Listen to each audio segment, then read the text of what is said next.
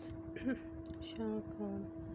اعتذر عن صوتي لان مريضة وبلاعيني، بس حبيت انه اشارككم هذا الفيديو واقرأ لكم شعر ضايجة، وهذا الشعر يطبق عن شخصيتي وحياتي من كنت انا صغيرة لحد ما كبرت. واني من انا صغيرة ابويا ميت متوفي، تربينا ومنا ربتنا، وهذا الشعر مكتوب على قصتنا. اسمعوا، كتبته جديد وكلش حلو ويا شاء الله يعجبكم.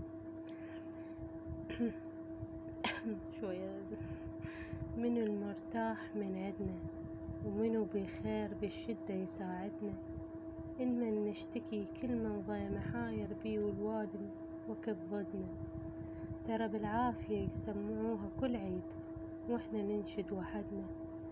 من نحتاج ندعي ما ننحش بالناس، فقرة احنا وغير سند غير الله ما عدنا. من نحتاج ندعي ما ننحش بالناس، فقرة احنا غير سند غير الله ما عدنا. ود ما شفنا هنا من العوز، ياخذنا الفجر والمغرب يردنا.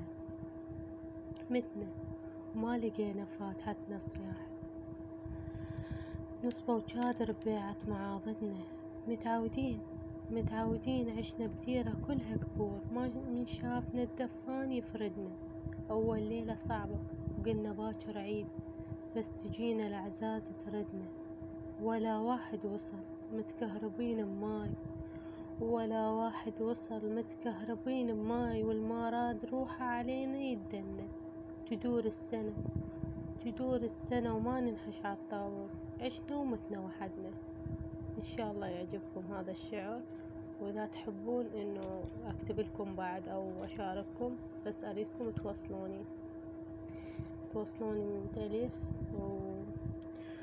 وهمينة على التيك توك، همينة توصلوني حتى اسوي لكم هواية، يعني افتح لكم بث واقرا لكم وش تحبون اسوي لكم بنات.